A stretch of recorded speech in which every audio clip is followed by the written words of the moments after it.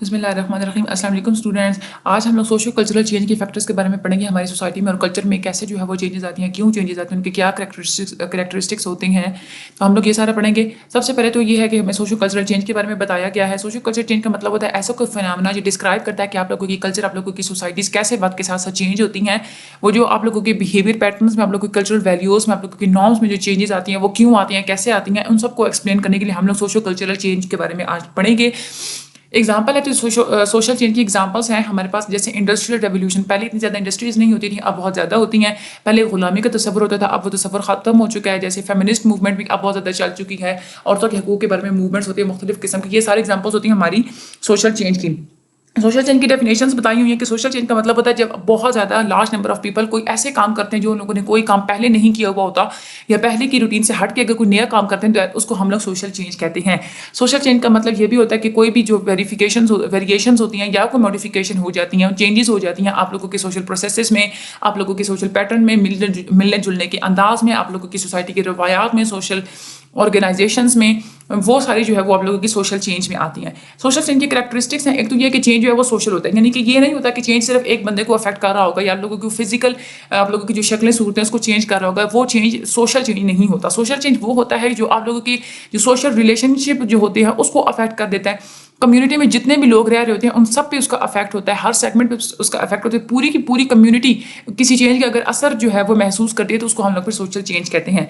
Social change universal होता है, यानी कि हर सोसाइटी में, हर कल्चर में सोशल चेंज पाया जाता है। ये एक कुदरत का कानून होता है।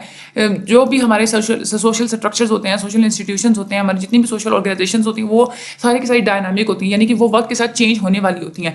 हमारी जितनी भी सोसाइटीज़ होती हैं सब में सोशल चेंज हो रहा होता है। कोई भी सोसाइटी जो है वो एक तरह से हर वक्त जो है वो स्टैटिक नहीं रह सकती, चेंज होती रहती है और कोई भी चीज़ परमानेंट नहीं होती। उसके अलावा social change occurs as an essential law, ये एक ऐसा कानून होता है हमारा सोशल चेंज जिससे आप बच नहीं सकते। कोई भी सोसाइटी होती है, वहाँ पे कोई भी इंसान होता है, उसकी वक्त के साथ साथ ज़रूरियात बढ़ रही होती हैं, ये चेंज हो रही होती हैं। तो उन ज़रूरियात को जाहिर सी बात है, ज़रूरियात चेंज हो रही हैं तो उनको पूरा करने के लिए न्यू जो है वो पैटर्न्स भी ज़रूरी होते हैं, तो जिसकी वजह से हम लोग सोसाइटी में चेंजेस करते हैं। सोशल चेंज कॉन्टीन्यूअस होता है, यानी कि ये एक ऑन गोइंग प्रोसेस होता है, कभी भी रुकता नहीं है।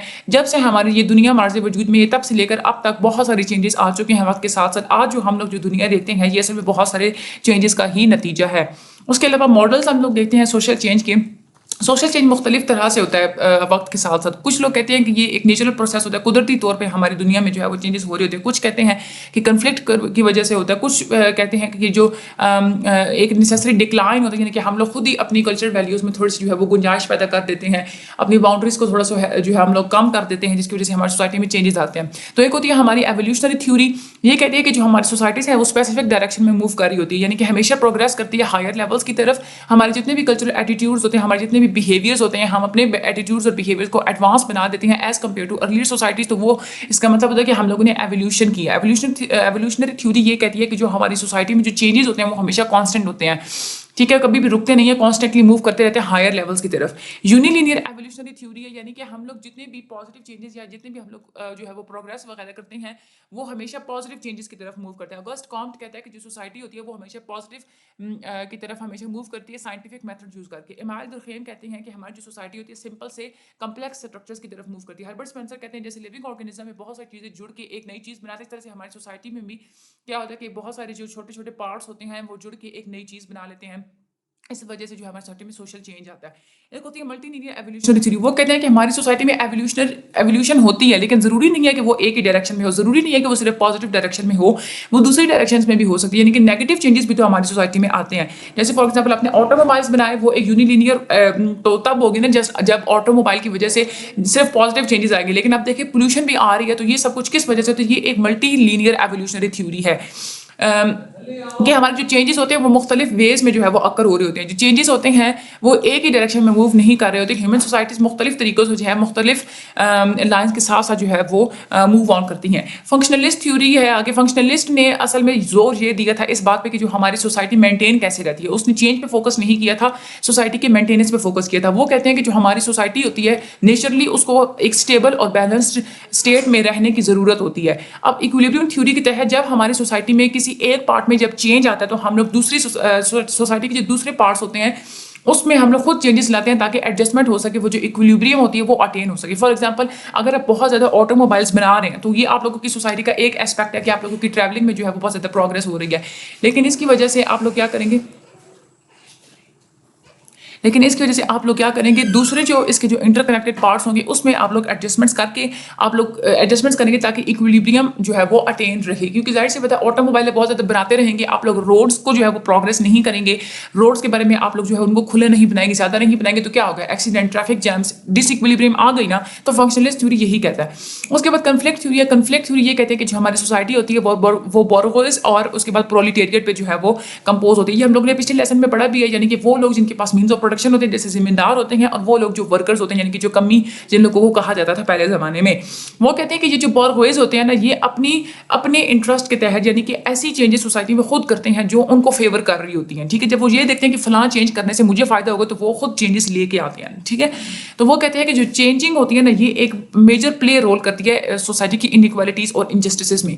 جو کارل مارکس ہیں انہوں نے ایولیوشنری تھیوری کو ایکسیپٹ تو کیا تھا, لیکن انہوں نے یہ کہا تھا کہ جب آپ لوگ یہ کہتے ہیں نا کہ ہماری جو ہر اسٹیج پہ پروگرس ہو رہی ہوتی ہے, ایسا نہیں ہوتا. کبھی کبھی ایسا ہوتا ہے کہ ہم لوگ اپنی کسی اسٹیج پہ جو ہم لوگ سمجھ رہے ہوتے ہیں کہ وہاں پہ پروگرس ہوئی ہے, وہاں پہ حالانکہ پروگرس نہیں ہو رہی ہوتی, وہاں پہ ہماری سوسائٹی جو ہے وہ ڈاؤن بھی چلی جاتی ہے.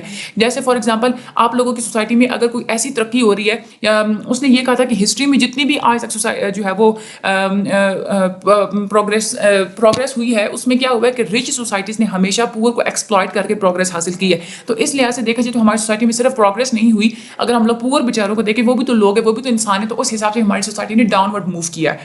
اس کے علاوہ سوشل چینج کے کازز کے بارے میں بتایا گیا ہے. کہتے ہیں کہ سوشل چینج کے بہت سارے ریزنز ہوتے ہیں, بہت سارے فیکٹرز ہوتے ہیں سوشل چینج کے پیچھے. کوئی ایسے ہوتا ہے کہ پولیٹیکل موبلائزیشن بھی ہو سکتی ہے, یعنی کہ سیاسی کوئی آپ لوگوں کا جو ہے سیاست کوئی نئی جو ہے وہ چینجز انٹروڈیوس کروا دیتی ہے, یا آپ لوگوں کی سوسائٹی ایکسپیرینس کرتی ہے کوئی نئی ٹیکنالوجی آ گئی ہے. اس طرح سے مختلف فیکٹرز ہوتے ہیں ہمارے سوشل چینج کے. اگر آپ لوگ ٹیکنالوجیکل ایڈوانسمنٹ کی وجہ سے آپ لوگوں کی چینجز آئے گی کہ آپ لوگوں کی سوسائٹی جس طرح سے فنکشن کرتی ہے, جس طرح سے آپ لوگوں کی سوسائٹی میں کام ہو رہے ہوتے ہیں, اس پہ ڈائریکٹ افیکٹ کرتی ہے جب کوئی ٹیکنالوجیکل ایڈوانسمنٹ ہوتی ہے. آپ لوگ دیکھیں مینس آف کمیونیکیشن کیسے چینج ہو گیا. پہلے لوگ فیس ٹو فیس ملتے تھے, اب فون پہ بات کر لیتے ہیں. اکنامک ٹرانزیکشنز آپ لوگ دیکھیں پہلے صرف ایک دوسرے سے لوگ ملتے تھے تو پیسے دیا کرتے تھے, اب دنیا میں آپ کسی بھی کونے میں بیٹھے ہوئے آپ آسانی سے جو ہے وہ اکنامک ٹرانزیکشنز کر سکتے ہیں, پیسے بھیج سکتے ہیں. اب وہاں پہ پہلے جو ہے وہ جنگ لڑنے کے طریقے تلواروں سے لڑا کرتے تھے, اب آپ لوگ دیکھیں کیسے مختلف قسم کے جو ہے وہ ہتھیار آ گئے ہیں. اس وجہ سے ایگریکلچر ایڈوانسمنٹس ہوئی ہیں, انڈسٹریلائزیشن ہوئی ہے, یہ ٹیکنالوجیکل ایڈوانسمنٹ کی مین جو ہے وہ ایگزامپلس ہیں. اس کے بعد آپ لوگ ماڈرنائزیشن دیکھیں. ماڈرنائزیشن کا مطلب ہوتا ہے کہ آپ کی سوسائٹی میں کوئی نیا ٹول آیا, کوئی نئے کلاتھس آئے ہیں, کوئی نیا سوشل انٹریکشن کا وے آیا, کوئی نئے ویلیوز نارمز آئے ہیں, کوئی نیا قانون آیا. تو جب آپ خود ان نئی چیزوں کو اڈاپٹ کرتے ہیں تو وہ ہماری ماڈرنائزیشن ہوتی ہے. ٹھیک ہے, اس کی وجہ سے بھی سوسائٹی میں چینجز بہت زیادہ آتے ہیں. بیوروکریٹائزیشن ہوتی ہے, یعنی کہ ہماری جو بیوروکریسیز ہوتی ہیں وہ کیا کرتی ہیں کہ نئے رولز اور ریگولیشنز بناتی تھیں. جب بھی نئے قانون بنائے جاتے ہیں تو ظاہر سی بات ہے پروفیشنلزم کی بھی نئی ویلیوز آ جاتی ہیں, یعنی کہ آپ لوگوں نے کیسے کام کرنا ہے, کیسے آپ لوگوں نے رہنا ہے, کیسے آپ لوگوں نے جو ہے وہ بہیو کرنا ہے. تو یہ سب کچھ جو ہے وہ ہماری سوشل چینج میں آ جاتی ہیں. اس کے بعد اربنائزیشن, لوگ جو ہے وہ دیہاتوں سے شہروں کی طرف جب موو کرتے ہیں وہاں پہ پیٹرن آف لیونگ ان لوگوں کے اور ہوتے ہیں. پہلے دیہاتوں میں ڈویژن آف لیبر اتنی نہیں ہوتی تھی, لیکن اب ان لوگوں کو زیادہ ڈویژن آف لیبر کا سامنا کرنا پڑتا ہے. پہلے انٹریکشن کم بہت زیادہ ہوتا تھا, اب انٹریکشن یعنی کہ لوگوں سے ملنا جلنا جو ہے وہ بہت کم ہوتا ہے. تو یہ ساری چیزیں ان لوگوں کے سوشل چینج میں آ جاتی ہیں. اس کے بعد کنفلکٹ اینڈ کمپٹیشن, جب بھی جنگ ہوگی تو آپ لوگوں کی سوسائٹی میں چینج آئے گا. جیسے ویمن موومنٹ ہو گئی, ٹھیک ہے, عورتوں کے حقوق کے اوپر بہت ساری موومنٹس ہوتی ہیں, وہ ہوگا تو آپ لوگوں کی سوسائٹی میں چینج آئے گا. کہ پراپرٹی کی وجہ سے سوسائٹی میں چینج آتا ہے, یعنی کہ یہ بہت ساری جو ہے نا competition of resources, equal pay, یہ ساری چیزیں بھی آپ لوگوں کی سوسائٹی میں چینج لے کے آتی ہیں. اس کے بعد ریلیجیس آئیڈیالوجی ہے. آئیڈیالوجی یعنی کہ کوئی بھی نظریہ ہوتا ہے, آپ لوگوں کی جو آپ کا جو مذہبی عقائد ہوتے ہیں یا آپ لوگوں کی جو سیاسی جو نظریے ہوتے ہیں وہ بھی آپ لوگوں کی سوسائٹی میں چینج لے کے آتے ہیں. اچھا, سوشل چینج ہم لوگ کرتے کیوں ہیں, کیوں ہم لوگ سوشل چینج کو اڈاپٹ کرنے کی اتنی کوشش کرتے ہیں, گول کیا ہوتا ہے, کیوں سوشل چینج نیسیسری ہوتا ہے, اس کے بارے میں ہم لوگ پڑھیں گے. سب سے پہلا ہے ریزسٹنس, یعنی کہ کوئی انسان اگر یہ دیکھ رہا ہے کہ باہر کے جو ہے لوگ وہ ان لوگوں سے ان کی آزادی چھیننے کی کوشش کر رہے ہیں, تو وہ کیا کریں گے, مختلف قسم کی نیو موومنٹس لائیں گے, اپنی سوسائٹی میں چینج لے کے آئیں گے. لوگوں سے کہیں گے کہ آپ پروٹیسٹ کریں, آپ وہ سوسائٹی میں سے مختلف چینجز لا کے باہر کے جو وہ آپریسٹ کرنے والے جو لوگ ہوں گے, ان لوگوں سے آزادی چھیننے والے جو لوگ ہوں گے ان کے خلاف وہ لڑیں گے. تو یہ ایک گول ہو جائے گا سوشل چینج کا کہ ہم لوگوں نے ریسسٹنس کرنا ہے. ریسسٹنس کا مطلب یہی ہوتا ہے کہ جب آپ خود کو ڈیفینڈ کر رہے ہوتے ہیں, جب کوئی باہر کا بندہ آپ لوگوں کے جو اسٹیبلشڈ ایوری ڈے لائف کے جو آپ لوگ کے جو طریقے ہوتے ہیں وہ چھیننے کی کوشش کرتا ہے. ٹھیک ہے, جب کوئی بھی انسان جب باہر کے لوگوں سے جو محفوظ ہوتے تو ہم لوگ کہہ سکتے ہیں کہ وہ جو ایک آزادی جو ہے وہ ان لوگوں کے پاس آزادی ہے, حاصل ہے کہ کوئی بھی ان سے کچھ حقوق ان سے جو ہے وہ چھین نہیں سکتا. اس کے بعد لائبریشن یعنی کہ موومنٹ.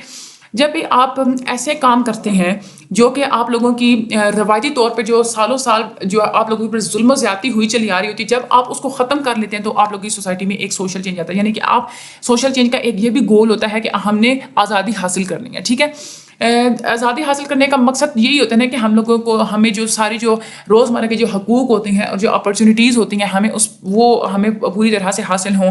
زیادہ وہی سوسائٹی جو ہے وہ زیادہ منصفانہ سوسائٹی ہوتی ہے جہاں پہ ہر کسی کو آزادی کا حق حاصل ہوتا ہے. اس کے بعد ڈیموکریٹائزیشن یعنی کہ انفرینچائزمنٹ. ڈیموکریٹائزیشن کا مطلب ہوتا ہے جب آپ لوگوں نے کوئی ایسا ڈیسیجن بنانا ہے جس ڈیسیجن کی وجہ سے بہت سارے لوگ افیکٹ ہو سکتے ہیں, تو وہ جو لوگ افیکٹ ہوں گے آپ لوگ ان سے رائے لے کے آپ اس بیسس پہ کوئی ڈیسیجن بناتے ہیں تو وہ آپ لوگوں کی ڈیموکریٹائزیشن ہوتی ہے یعنی کہ جمہوریت ہو جاتی ہے. ٹھیک ہے, یعنی کہ اگر آپ لوگوں نے نئی حکومت بنانی ہے, اب ظاہر سی بات ہے حکومت ہر کسی کو انفلوئنس کرے گی, جتنے لوگوں کو حکومت انفلوئنس کرے گی آپ ان سب لوگوں سے ووٹنگ حاصل کر کے تو آپ خود ان لوگوں کے ڈیسیجن پہ جو ہے وہ فوکس کریں گے کہ جو میجورٹی نے جو فیصلہ کیا وہ ہمیں منظور ہے. تو وہ جو ایک پروویژن ہوتی ہے یعنی کہ جو ہم لوگ ڈیسیجن میکنگ پاور جو ہے وہ سوسائٹی کے ہر بندے کو دے دیتے ہیں. یہ بھی ایک گول ہوتا ہے ہمارے سوشل چینج کا کہ ہم لوگوں نے سوشل چینج اس وجہ سے بھی کرتے ہیں کہ ہر بندے کو یہ حق حاصل ہو, آزادی وہ حق جو رائے ہوتی ہے نا, آزادی رائے وہ اس کا حق حاصل ہو. ٹھیک ہے, اس کے بعد ہیومنائزیشن انسانیت یعنی کہ کوئی بھی آپ ایسے ایکشن کرتے ہیں جو آپ لوگوں کی سوسائٹی کے ہر بندے کے حقوق کو پروٹیکٹ کرتی ہے, ڈیفینڈ کرتی ہے, تو وہ ہماری ہیومنائزیشن ہو جاتی ہے. ٹھیک ہے, کبھی کبھی یوں کرتے ہیں کہ آپ لوگ کوئی ایسے ایکشنز کرتے ہیں کہ جو ہماری سوسائٹی کے بہت زیادہ غریب لوگ ہوتے ہیں یا ایسے لوگ ہوتے ہیں جو اپنے حقوق کو جو ہے وہ پروٹیکٹ نہیں کر سکتے, تو آپ ان کے پروٹیکشن کے لیے جتنا بھی کام کرتے ہیں وہ آپ لوگوں کے سوشل چینج کے گولز میں آ جائے گا کہ ہم لوگ اس وجہ سوشل چینج کر رہے ہیں کہ ہم دوسروں کے حقوق کو جو ہے وہ پرزرو کر سکیں. اس کے بعد سوشل ایکویلیبریم جو آپ لوگوں کو پہلے بھی میں بتا چکی ہوں, اگر سوسائٹی کے ایک سب سسٹم میں چینج آ چکا ہے تو آپ دوسرے سب سسٹمز میں چینج خود ہی کریں گے اس کو ایڈجسٹ کرنے کے لیے, تاکہ ہماری جو سوسائٹی ہے وہ کنٹینیوسلی موو آن کر سکے, اس میں جو ایکویلیبریم ہے وہ ریٹین رہ سکے.